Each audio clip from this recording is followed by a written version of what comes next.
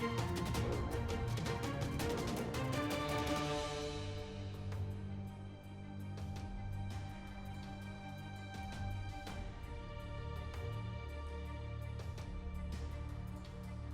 आए आते हुए 3 दिन लगाए और जाते हुए 3 घंटे भी नहीं, ये क्या चक्कर हुआ? ये एहतिजाजी धरना यहाँ इस्लामाबाद आया, हमने ये देखा कि एहतिजाज वालों की तरफ से भी शेलिंग हो रही थी और इस्लामाबाद पुलिस की तरफ से जब 26 नंबर पहुंचे थे तो शेलिंग बंद की गई थी। खुदा ना खास्ता वहाँ अगर फौज खड़ी नहीं होती तो शायद आज हम वज़ीर-ए-आज़म ऑफिस या नेशनल असेंबली की जली हुई वीडियोस बना रहे हैं। वो तो कह रहे हैं बुशरा बीबी लीडर बन गई। लीडर तो नहीं बन गई बल्कि ज़ीरो हो गई। तो अपना अली मीन गंडापुर था, उसने वादा किया था कि बुरहान इंटरचेंज से आगे नहीं आऊँगा ऑफ द रिकॉर्ड, क्योंकि अली मीन गंडापुर पैनल पे था।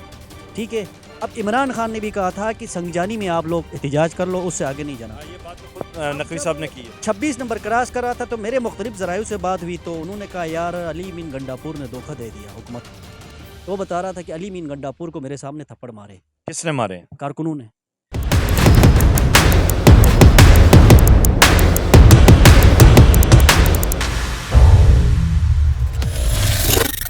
बिस्मिल्लाहिर्रहमानिर्रहीम, अल्लाहुम्मा सल्ली अला मुहम्मद व अला आलि मुहम्मद। मैं वकास अजीज़। दोस्तों, डी चौक से इस वक्त आप देख रहे हैं, ये मेरे अकब में डी चौक DSNG चौक बना हुआ है। इस वक्त मीडिया के तमाम दोस्त यहाँ मौजूद हैं, कंटेनर लगे हुए हैं और कल ये वो डी चौक है जिसे फ़तह करने का ख्वाब लेकर पाकिस्तान तहरीक इंसाफ के दोस्त आए थे और उसके बाद फिर यहाँ पे हमने एक जमे गफ़ीर देखा और जिस तरह मोहसिन नकवी साहब ने शहर को बचाया है, IG इस्लामाबाद ने जिस तरह शहर को बचाया है, यकीनन ये लायक दाद व तहसीन है। हमारे साथी सहाफ़ी इस वक्त अब्बास अहमद हमारे साथ मौजूद हैं। ये वो दोस्त हैं जिन्होंने लम्हा ब लम्हा कवर किया इस प्रोटेस्ट को और इस्लामाबाद में जो इंतशारी आए उनको देखा। बेसिकली अब्बास भाई को यहाँ दावत देने का मकसद ये है कि हम देख रहे हैं कि PTI का जो सोशल मीडिया प्रोपोगंडा जो टीम वहाँ पे बैठी हुई है, जो उनके जाली किस्म के लौंडे लपाड़े यूट्यूबर्स बैठे हुए हैं और ट्विटरिस्ट बैठे हुए हैं, टिकटॉकर्स बैठे हुए हैं, वो तस्वीर का कोई और ही रुख पेश करें। लेकिन एक प्रोफेशनल जर्नलिस्ट जो ग्राउंड पे खड़ा है वो इस सारे मामले को कैसे देख रहा है। बॉस वेलकम मेरे इस पॉडकास्ट में। ये बताइएगा, इंट्रो मैंने दे दिया है, सवाल भी बीच में मौजूद हैं, अब आप हैं और नाजरीन हैं। मैं सबसे पहले तो ये बताऊंगा, जब ये एहतिजाजी धरना यहाँ इस्लामाबाद आया, हमने ये देखा कि एहतिजाज वालों की तरफ से भी शेलिंग हो रही थी और इस्लामाबाद पुलिस की तरफ से जब 26 नंबर पहुंचे थे तो शेलिंग बंद की गई थी। तो जो ज़्यादा शेलिंग हुई वो एहतिजाजी मुजाहिरों वालों की तरफ से हुई। जो एहतिजाज करने वाले लड़के आए थे, जो भी वहाँ से लड़के जो उनके पास वेपन था, शेल वाले, वो शेल उनका शेल बहुत ज़्यादा दूर तक आता था। यानी KPK पुलिस ने दिया हुआ था या KPK पुलिस के लोग थे वो? वो गिरफ्तार भी हुए हैं और KPK पुलिस के कार्ड्स भी बरामद हुए हैं, उनके बैग से शेल भी बरामद हुए हैं। वो सारे अभी वीडियो में मौजूद है। अच्छा। जी, वो मौजूद है। अब सबसे पहले देखा जाए तो बात ये है कि ये यहाँ तक पहुँचे कैसे? हाँ, ये अहम सवाल है। इस बारे में ये उनका कहना है कि हमें मोहसिन नकवी ने पैसेज दिया था कि हम यहाँ आके फँस जाते।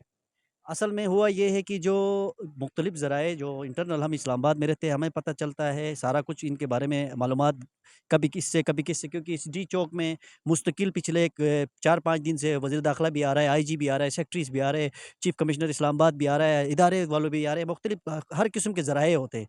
तो जो अपना अली मीन गंडापुर था, उसने वादा किया था कि बुरहान इंटरचेंज से आगे नहीं आऊँगा ऑफ द रिकॉर्ड, क्योंकि अच्छा। अली मीन गंडापुर पैनल पे था। ठीक है? अब इमरान खान ने भी कहा था कि संगजानी में आप लोग एहतिजाज कर लो, उससे आगे नहीं जाना। हाँ, ये बात तो खुद अब नकवी जब साहब ने की है। 26 नंबर क्रॉस कर रहा था तो मेरे मुख्तलिफ ज़राइयों से बात हुई तो उन्होंने कहा यार अली मीन गंडापुर ने धोखा दे दिया हुकूमत को। ठीक है? अब जब उसने धोखा दिया उसके बाद वो सेंटोरस से भी भागना चाह रहा था। लेकिन कारकुन थे जो उसको जब भागने नहीं दे रहे थे। जो गुज़िश्ता रात वो भागा है वहाँ से, तो वो जो वहाँ पे मौजूद था, मेरा रिपोर्टर वहाँ मौजूद था, वो बता रहे हैं कि उसको आँख में भी इधर डंडा लगा हुआ है, वो जो रिपोर्टर है उसका। तो वो बता रहा था कि अली मीन गंडापुर को मेरे सामने थप्पड़ मारे, किसने मारे? कारकुनों ने। कारकुनों ने थप्पड़ मारे और दूसरी बात ये PTI है के? पीटीआई के। और जो पीटीआई ने ये एहतिजाज किया, इसमें पीटीआई को कोई इमरान खान को निकालने नहीं आए थे बेसिकली। इमरान खान को मज़ीद फँसा के चले गए। हाँ। अब इसके ऊपर मज़ीद दहशतगर्दी के पर्चे होंगे, मज़ीद तोड़-फोड़ के पर्चे होंगे, मज़ीद पता नहीं अब तो हज़ारों में पर्चे होंगे। तो वो फिर मज़ीद फँसा के चले गए। मैंने एक ट्वीट किया था रिसेंटली कोई 22-21 तारीख को कि बुशरा बीबी जो लीड कर रही है, ये इमरान खान की सेहत के लिए ठीक नहीं है। इस पे मुझे काफ़ी गालियाँ भी दी गई ट्विटर पे, बहुत बुला-भला भी कहा गया। लेकिन आज वही बात आ रही है सामने कि वाक़ई में मेरी बात सच थी। अगर हलीमा लीड करती तो शायद वो डी चौक भी नहीं आती, क्योंकि बुशरा डी चौक आना चाहती थी, बुशरा बीबी को अपने अंदर वो उसके तो कह रहे हैं बना वो दे। तो कह रहे हैं बुशरा बीबी लीडर बन गई। लीडर तो नहीं बन गई बल्कि ज़ीरो हो गई, पहली रैली में ही ज़ीरो हो गई वो। अच्छा, अब ये मैंने अपने गुज़िश्ता व्लॉग्स में शायद आपने सुना भी हो, मैंने आज से नहीं 2 हफ़्ते से जो गुज़िश्ता इनका एहतजाज नाकाम हुआ था, उसमें भी मैंने ये बात की थी। अगर शेर अफ़ज़ल मरवत इनके एहतजाज को लीड करे, बैरिस्टर गौहर लीड करे, आपने हलीमा बीबी का भी नाम डाल दिया, तो शायद सिचुएशन जमहूरी और मुख्तलिफ हो। अगर मरवत लीड करता या अली मीन गड्डापुर के ऊपर डायरेक्ट लीड करने का ऑर्डर आता तो समझ लीजिए ये खान की तरफ से था। जो बुशरा बीबी आई है ये अपनी मर्ज़ी से आई है। खान नहीं चाहते थे कि ये आए। और हाँ, अगर इसकी लीडरशिप जो दिया जाए अगर धरने की या एहतजाज की मुरवत को, तो ये कामयाब भी हो सकती है। हुँ। तो मुरवत को दिया गया नहीं, मुरवत आया है ज़रूर, लेकिन मुरवत ने उस तरीके से इंटरेस्ट नहीं लिया जिस तरीके से वो पहले लेता है। हाँ, बिल्कुल। और आपने देखा होगा कि जब शेर अफ़ज़ल मरवत इमरान खान की अरेस्ट होने के बाद एक्टिव हुआ था, तो पूरे पीटीआई की पाकिस्तान भर बिलख़ुसूस पंजाब में उसको कितनी पज़ीराई मिली थी। बहुत ज़्यादा पज़िराई मिली थी, सिंध में बहुत ज़्यादा पज़िराई मिली थी। जब हम एक दिन इधर प्रेस क्लब के पास खड़े थे तो कहा गया कि रैली नहीं आ सकती क्योंकि वो उस वक़्त इस्लामाबाद की रैली आ रही थी, कोई केपीके की नहीं आई थी। लेकिन मरवत रैली लेके निकला और रैली लेके वो प्रेस क्लब पहुँचा और वहाँ पे तकरीर भी करके चला गया। वो जहाँ कहता था वो आता था। लेकिन मुरवत को ये लीडरशिप ने पीछे धकेल के जो कंप्रोमाइज़ हो चुके हैं सारे, तो अब उन्होंने मरवत के पीछे भी यही मशहूर कराया कि ये कंप्रोमाइज़ है। जबकि वो कंप्रोमाइज़ नहीं है, वो एक अच्छा सियासतदान है, तरीके से चलने वाला बंदा है। इस सीज़न्ड तरह आदमी है। वो मतलब वो देख के चलता है कि यार कोई ऐसा ना हो कि स्टेट को नुकसान हो या मेरी आवाम को नुकसान हो। हाँ, वो बिल्कुल ये बिल्कुल बड़ी बराबर रख बड़ी के चलते बड़ी हैं। ये हाँ, जब ब्लू एरिया में आए तो बड़ा तशद्दुद हुआ और बड़ा पुलिस ने मारा और हुकूमत की जानिब से ज़ुल्म हुआ और जो रेंजर्स के 4 सिपाही या 5 जिनकी डेथ हुई और 2 पुलिस वाले तो 7-8 लोग हैं, वो भी इन्होंने खुद ही मारे हैं और पीटीआई पे डाल रहे हैं अब नाउज़ुबिल्लाह। मैं आपको इसकी एक बात बताऊँ, मैं कल वो सामने आपको बैंक नज़र आ रही है, जी, बिल्कुल। उसके साथ पीछे गली है, यहाँ पे नेट मिलता है, हाँ, वाई-फाई। हाँ। मैंने कहीं से कनेक्ट किया, मैं अंदर गली में बैठा रहा था, तो काफ़ी देर तक खामोशी थी, एक टाइम शोर की आवाज़ मैंने सुनी। मैं जैसे बाहर आया तो कोई पुलिस नहीं था, कोई प 30-35 लड़के थे, जो इधर ऊपर चढ़ रहे थे और वो पर्दा खींच रहे थे, जो मेरी लाइव में भी मैं लाइव था उस वक़्त ट्विटर पे और फिर मैंने दूसरे मोबाइल से भी वीडियो बनाया। तो जिस तरीके से वो आए और झपटे मारे और उस तरफ गए, तो मुझे नहीं लगता था कि वो पीटीआई के कारकुन थे। हुँ। वो किसी और मकसद से अंदर घुस गए थे, जिसको रोकना ज़रूरी था। वो अफ़गानी थे ग़ालिबन जो जी। अरेस्ट हुए। वो ज़्यादातर मेजॉरिटी में अफ़गानी थे और जो इसके अंदर एक व्हाइट गेट है, हाँ। वो गेट भी वो क्रॉस करना चाह रहे थे लेकिन अंदर आर्मी उसमें बाकायदा आर्मी वाला उसको कहता है कि इससे आगे आप लोग नहीं आना, आप लोग जाने पुलिस वाले जाने, इससे आगे आप लोग नहीं आ सकते। तो उनकी बार्गेनिंग भी चलती है। तो कहने का मकसद ये अगर वहाँ तक पहुँचे थे, खुदा ना ख़ास्ता वहाँ अगर फ़ौज खड़ी नहीं होती, तो शायद आज हम वज़ीर-ए-आज़म ऑफ़िस या नेशनल असेंबली की जली हुई वीडियोज़ बना रहे होते। ये तो इस्लामाबाद पुलिस को, आफरीन रेंजर्स को, पाक आर्मी को कि जिन्होंने एक बड़ा सानिया होने से रोक दिया है। हुँ। अच्छा, जब कल इन्हें वापस धकेलना शुरू किया गया तो ये मिनटों में ये सवाल मतलब मेरे समेत सब लोगों के ज़हन में है कि आते हुए 3 दिन लगाए और जाते हुए 3 घंटे भी नहीं, ये क्या चक्कर हुआ? सर रियासत अगर चाहती ना इनके ऊपर जबर करना तो कटी पहाड़ी से भी इस तरफ नहीं आ सकते थे। इनको वाक़ई में जानबूझ के एक्सेस दिया गया और आवाम को बताया गया कि ये एक जत्था है लाख डेढ़ लाख का जो आवाम लेके आए। इनको हटाना नहीं, कैसे? लाख डेढ़ लाख नहीं थे, को 15-20 हज़ार थे टोटल। वो जब इधर पहुँचे थे तो 15-20 हज़ार हो गए थे, जब पीछे-पीछे थे तो लाख-लाख की कहानी चल रही थी।